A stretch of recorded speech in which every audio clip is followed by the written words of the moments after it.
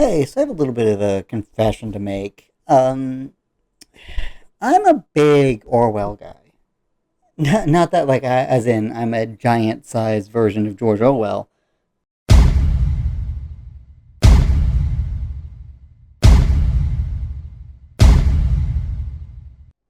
Hello. More like I'm a big fan of his work, especially Animal Farm. And honestly, it's something I'm kind of open about to a lot of my friends, which is why one of my friends came to me to tell me about the new trailer, kind of like a Secret Service agent would to President Bush. Sir, a second Animal Farm trailer has just hit YouTube. But yeah, I think it is one of the most highly written and like most influential works of literature. So that's why I'm just a little bit worried that Andy Serkis missed the entire point of the book.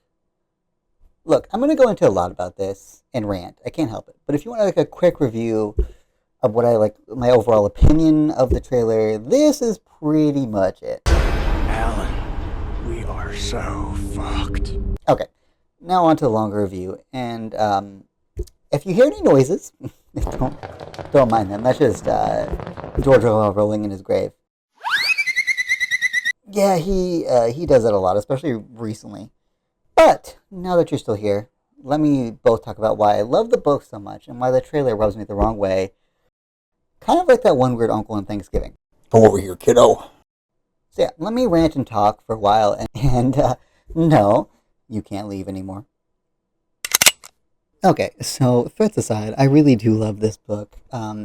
And one of the main reasons I really love it is for its many layers, right? You can look at just the surface level of the book, and it's just simply about people striving for a better society and the abuse of power, and how oftentimes also, when people do strive for that better society, they oftentimes backpedal and end up creating the same environment that they tried to strive to get away from in the first place. But you can also kind of look at, you can look a little bit deeper, and it goes beyond just the abuse of power. And it can be about the rise of the Soviet Union, which is kind of primarily why Orwell wrote about it. But you don't necessarily have to know all that, right? Because you can look deeper into it, and you can see that's of course about, aka Mr. Big Cheese, Mr. Stalin, Grandpa Marx, and Lenin. But you can also look into it more simply and see the story as just the dangers of propaganda, or as a British person would ask to see something. Oi, let me get a propaganda. That was so fucking dumb. I regret everything. But again, you can also just look at the simpler message of it and how, people will often pretend to maybe have your best interest at heart, but they can very easily turn that around and manipulate your own self-interest in order to gain their own self-interest. But I think it is a very important message, especially today more than ever. And I know everyone says that. Everyone goes like, oh, it's such an important message more than ever. But I really truly do think that it is, unfortunately, an ever important message, right? I do think it's something that's probably never going to go out of style, if you will. I think it's something that's going to kind of forever be relevant just because of the subject matter and about how, workers' class consciousness and all that, revolutionary on, you know, all that fun jazz. But if we're going to go into the trailer, I think one of my biggest issues is because the book itself is just one of the most tightly written things of any literature ever.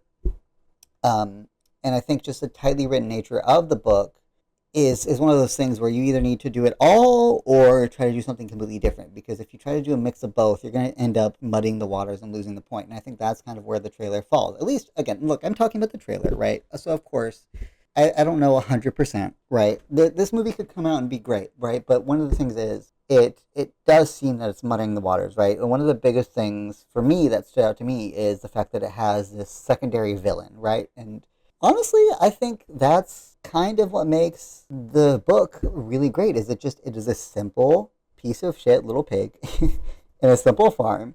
And that's definitely something that makes me nervous about the movie is just because they feel this need to add in a bunch of other stuff, right?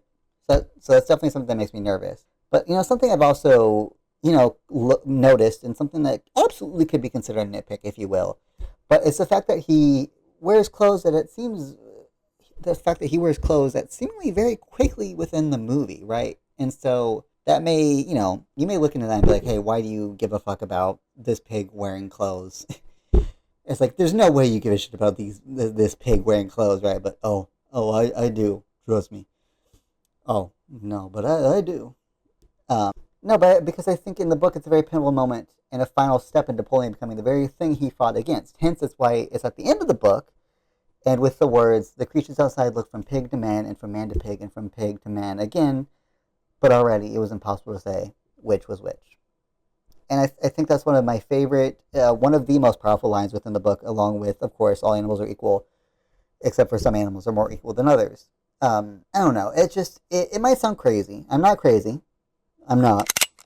But it means a lot to me. And I think it is a very pivotal moment because I think it is kind of the final moment in Napoleon, kind of becoming the very thing that he was against the whole time, and some of the animals finally coming to realize that, like, oh, he actually really didn't have our best interest at heart, while other animals still kind of lie to themselves and pretend as if he did, and pretend as if everything is for the better and everything they fought for really is for the better. Which again, I think is also just like a very important message, especially today politically, where it's very, very important to pay attention to what politicians, do rather than what they say, because they can say all these nice things, but it just depends on what they do, right? You want to look at their actions, not just what they say. And look, this book just means a lot to me, right? I mean, for fuck's sake, it's one of my favorite books. I've literally make a point to read it every single year because it means that much to me. So whenever there's a new iteration out, obviously, yeah, I'm going to be a little bit picky about it, especially when it's a book as important as this one.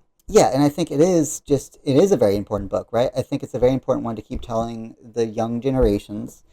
It's literally a ever important book, and so yeah, it's something that you kind of look into and get the point of, right? And so it sounds to me that they seemingly try to do so much extra stuff with it, and kind of seemingly miss the point. But you know what?